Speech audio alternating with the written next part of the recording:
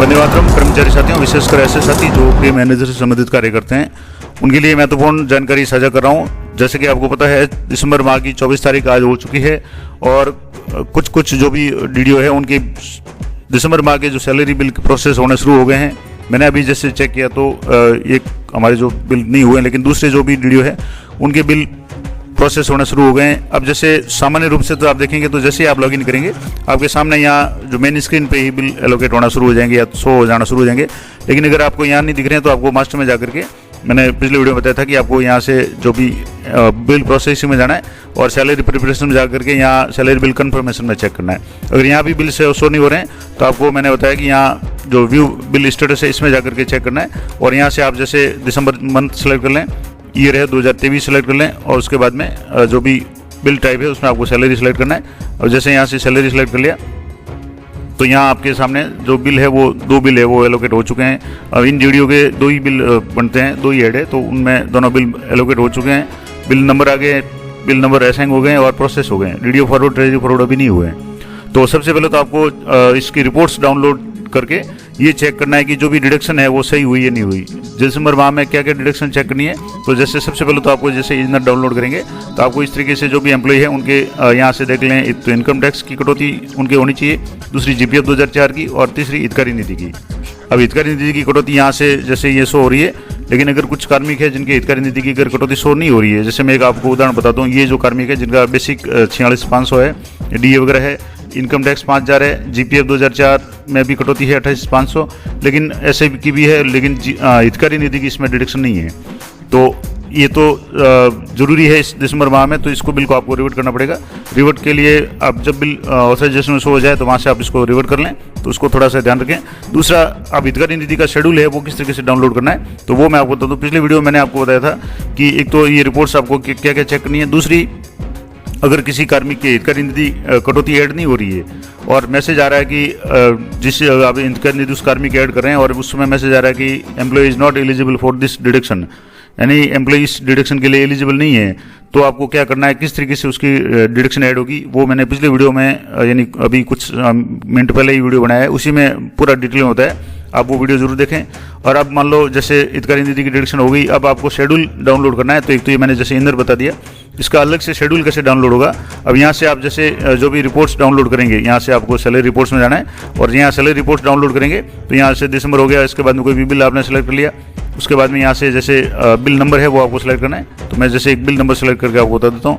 यहाँ से जैसे बिल नंबर सेलेक्ट किया और उसके बाद में यहाँ से जैसे ही आप ऑल शेड्यूल डाउनलोड करेंगे तो ऑल शेड्यूल में आपके या अलग अलग शेड्यूल डाउनलोड करेंगे। तो मैं आपको बताता हूँ कि हितकारी नीति का शेड्यूल कहाँ होगा। जैसे अब यहाँ शेड्यूल पे की बात करेंगे तो यहाँ इनकम टैक्स का शेड्यूल डाउनलोड हो जाएगा, एलआईसी का हो जाएगा, जीपीएफ का हो जाएगा, एसआईपी का हो जाएगा, यानी एसआई प्रीमियम का हो जाएगा, जीपीएफ 2004 का हो जाएगा और आरजीएसएस का हो जाएगा।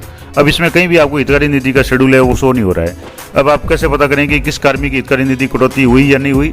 तो पहला तरीका तो है कि इनर में, मैंने बता दिया कि इनर में शो हो रही है। मैं आपको दोबारा बता दूं, यहाँ से जैसे इनर में देखेंगे तो आप जैसे 250 शो हो रहा है। अब इस कार्मिक के यहाँ हितकारी नीति शो नहीं हो रही है, तो आपको कन्फर्म करना है। तो इसके लिए आपको यहाँ जो भी मेन जो साइट है इसमें रिपोर्ट्स में जाकर के आपको ये हितकारी नीति का जो ऑप्शन है वो आपको शेड्यूल कहीं नहीं मिलेगा।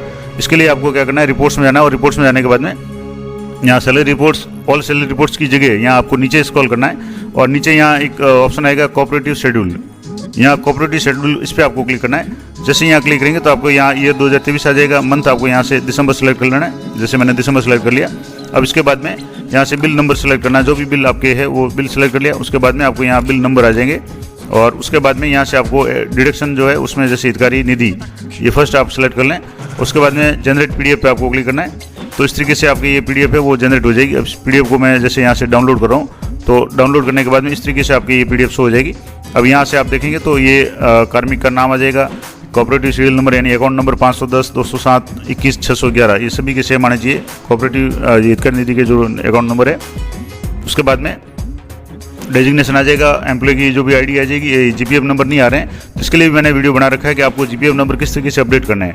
यहाँ अभी किसी भी कार्मिक के जीपीएफ नंबर नहीं आ रहे हैं, एम्प्लॉय आईडी आ रही है, तो आपको अपने एसएसओ लॉगिन में जाकर के जीपीएफ अपडेट करने का पूरा प्रोसेस मैंने लाइव करके बताया हुआ है, वो आप जरूर देखें, क्योंकि जीपीएफ नंबर भी आप यथाशीघ्र अपडेट कर लें। सभी कार्मिकों के जीपीएफ नंबर है वो जारी हो चुके हैं।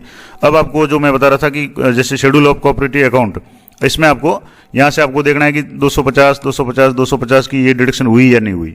अगर नहीं हुई है तो आपको तुरंत उस बिल को रिवर्ट करना है और पहले डिडक्शन करना है। डिडक्शन अगर ऐड नहीं हो रही है तो मैंने आपको पिछले वीडियो में जो तरीका बताया वो तरीका आपको काम में लेना है, उस तरीके से आप ऐड कर सकते हैं। तो ये हो गया। मैं एक दूसरा शेड्यूल भी आपको बता देता हूँ। यहाँ से जैसे दूसरा शेड्यूल है, अब यहाँ जैसे आपको चेक करना है कि जो भी कार्मिक है, अब यहाँ थोड़ा सा मैं आपको जूम करके बता देता हूँ। यहाँ से जैसे आप थोड़ा सा इसको जूम करेंगे तो यहाँ देखेंगे तो यहाँ 250 है और यहाँ 500 है। अगर जैसे ये प्रधानाचार्य है, ये वरिष्ठ अध्यापक है, तो जो भी कनिष्ठ सहायक है, जितने भी गजेटेड है उनके लिए तो 500 रुपये, और अन्य जो भी कार्मिक है, चाहे कनिष्ठ सहायक है, वरिष्ठ अध्यापक है या वरिष्ठ सहायक है या थर्ड ग्रेड टीचर है, प्रोबेशनर्स के लिए भी हितकारी निधि की कटौती सभी के लिए करना अनिवार्य है। अब यहाँ आप देखेंगे तो यहाँ कुछ लोगों ने जीपीएफ नंबर अपडेट कर दिए हैं। जैसे यहाँ आप देखेंगे तो यहाँ जीपीएफ नंबर, तो ये जीपीएफ नंबर है वो पुराने एम्प्लॉय जो है 1/1/2004 के पहले हैं उनका अपडेट है।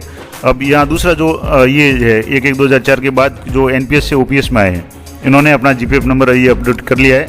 तो यहाँ आप देखेंगे तो जीपीएफ 0 ये 5 6 जो भी नंबर आ रहे हैं वो यहाँ से हो रहे हैं। इसका मतलब है कि यहाँ 1-2 कार्मिक ने अपने जीपीएफ नंबर अपडेट कर लिए हैं, बाकी ने नहीं किए। तो यहाँ आपके आरजेजेएल वाली आईडी आ रही है, किसी की 0 आ रहा है, तो आपको यथाशीघ्र अपना जो भी जीपीएफ नंबर है वो भी अपडेट कर लेना है।